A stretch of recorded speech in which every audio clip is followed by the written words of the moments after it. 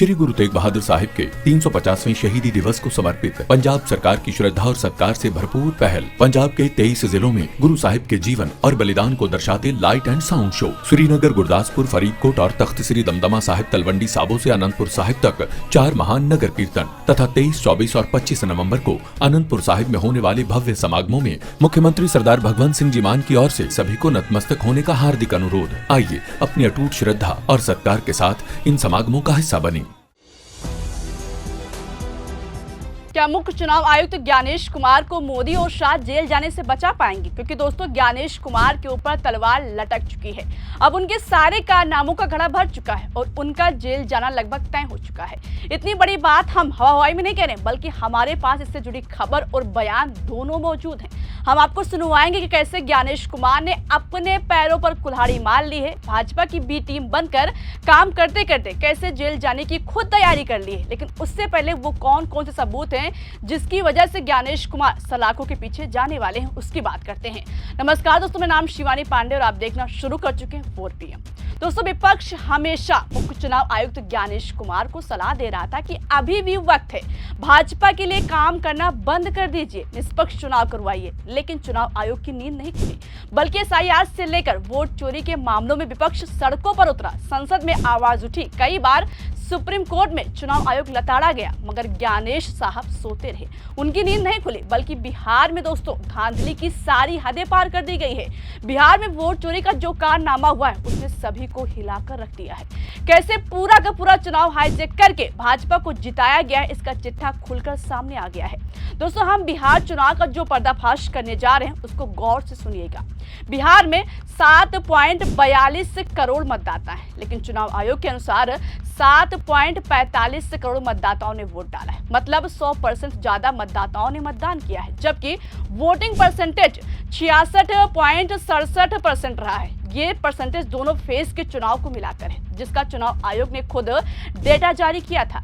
सवाल उठ रहा है कि अचानक 3 लाख वोटर कैसे और कहां से आकर जुड़ गए, आसमान से टपके या फिर जमीन फाड़ कर निकले? सच्चाई यह है कि लगभग 5.02 करोड़ लोगों ने बिहार में मतदान किया है, मगर चुनाव आयोग के डेटा में 7.45 करोड़ लोगों का मतदान बताया जा रहा है। सवाल है कि वोटर्स की संख्या से ज्यादा कैसे मतदान हुआ? क्या दूसरे राज्यों से वोटर्स को बुलाकर वोट डलवाया गया है?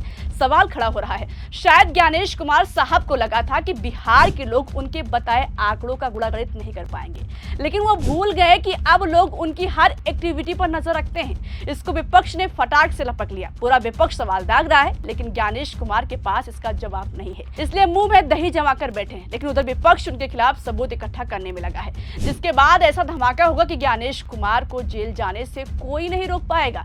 सांसद पप्पू यादव ने तो खुली धमकी दे दी है कि भाजपा वाले चाहकर भी उनको नहीं बचा पाएंगे। इस खबर ने न सिर्फ चुनाव आयोग बल्कि पूरे भाजपा खेमे को हिलाकर रख दिया है। पहले आप पप्पू यादव का बयान सुनिए। साजिश करके जीते, चोरी करके जीते और ज्ञानेश के दम पर जीते। ज्ञानेश को आज हो कल हो जेल तो जाना ही है, ज्ञानेश नहीं बचेंगे। ज्ञानेश की ताजीवन जेल में बीतेगी आने वाले समय में, आप लिख लो। जितनी बड़ी चोरी उसने की है लोकतांत्रिक व्यवस्था के साथ और संवैधानिक दायित्वों के साथ, सब कुछ सामने में है। SIR है, फिर 22 लाख वोटर को जोड़ने का है, फिर जीविका को आप चुनाव आयोग में आपने जिम्मेदारी भी दे दी, उसके अकाउंट में पैसे भी दे दिए, वाह रे वाह। और 6 तारीख को और 22 लाख वोटर को जो जोड़ा वो भी पता नहीं, 14 लाख लगभग फर्जी वोटर।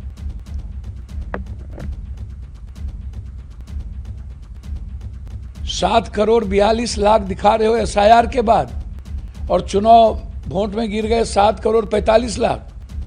दोस्तों पप्पू यादव न सिर्फ आरोप लगा रहे हैं बल्कि सबूतों की बात कर रहे हैं। उधर आरजेडी के हाथ बिहार चुनाव में धांधली के पुख्ता सबूत लगे हैं। खबर देखिए, लिखा है बिहार चुनाव रिजल्ट के बाद राजद नेताओं ने सरकार और चुनाव आयोग पर गंभीर आरोप लगाए। कहा कि बिहार में ईवीएम में चोरी की गई। पटना के मौर्या होटल में सारा खेल किया गया है। इसमें कई मंत्री शामिल हैं जिनके खिलाफ सबूत जुटाया जा रहा है। इसके बाद राजद लड़ाई लड़ेगी। यानी पटना के मौर्या होटल में ये सारा खेल हुआ है। बहुत जल्द सारे सबूत आरजेडी के हाथों में होगा। देखा जाए तो इस समय ज्ञानेश कुमार सबसे मुश्किल दौर से गुजर रहे हैं। उनके खिलाफ आग भड़क उठी है। इस आग में घी कांग्रेस के दिग्गज नेता दिग्विजय सिंह ने डाली। उन्होंने कहा कि ईवीएम में गड़बड़ करने वाले एक न एक दिन पकड़े जाएंगे। उन्हें देशद्रोह के आरोप में फांसी की सजा होगी। बिहार में जो नतीजे आए वो उत्तर कोरिया, चीन और रूस के चुनावों जैसे हैं, जहां सभी वोट एक ही पार्टी को जाते हैं। यानी ज्ञानेश कुमार बुरे फंस चुके हैं।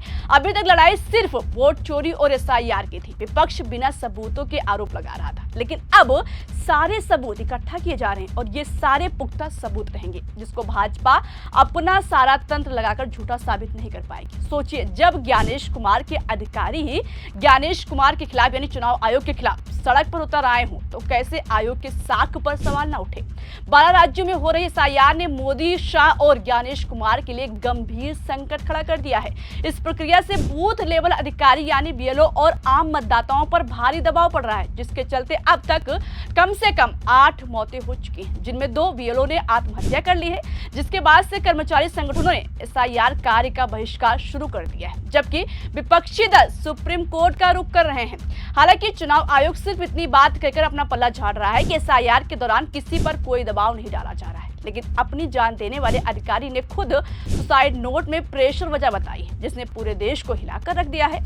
दोस्तों, चुनाव आयोग के कर्मचारी ही आयोग के वरिष्ठ अधिकारियों के खिलाफ मोर्चा खोल चुके हैं। ये संकेत है कि अंदर ही अंदर बड़ा उबाल है और ये उबाल किसी भी वक्त व्यापक आंदोलन में बदल सकता है। कांग्रेस तो दिल्ली के गांधी मैदान में 12 राज्यों में हो रहे एसआईआर के खिलाफ महारैली करने जा रही है। अगर यही हालात बने रहे तो हो सकता है कि एसआईआर पर न सिर्फ देशव्यापी रोक लगे बल्कि ज्ञानेश कुमार को अपने पद से इस्तीफा तक देना पड़ सकता है। माना जा रहा है कि आने वाले दिनों में ये विवाद सिर्फ राजनीतिक नहीं बल्कि लोकतांत्रिक अधिकारों की लड़ाई का रूप ले सकता है। विपक्ष एविडेंस के साथ सुप्रीम कोर्ट जाने की तैयारी कर रहा है। अगर सबूत सच साबित हो गए तो ज्ञानेश कुमार का जेल जाना लगभग तय है। पप्पू यादव जैसे नेता ने दावा कर दिया है कि आज नहीं कल ज्ञानेश कुमार को जेल जाने से कोई नहीं रोक पाएगा। उनके उल्टे दिन शुरू हो चुके हैं। देखने वाली बात होगी कि क्या इन आरोपों पर ज्ञानेश कुमार अपनी सफाई देंगे। फिलहाल दोस्तों, अभी के लिए इस खबर में इतना ही। इस खबर पर आपकी क्या राय है? आपकी जो भी राय हो कमेंट बॉक्स में हमें जरूर बताइएगा। ऐसे ही तमाम खबरों के लिए देखते रहिए 4PM। मेरा नाम शिवानी पांडे। नमस्कार।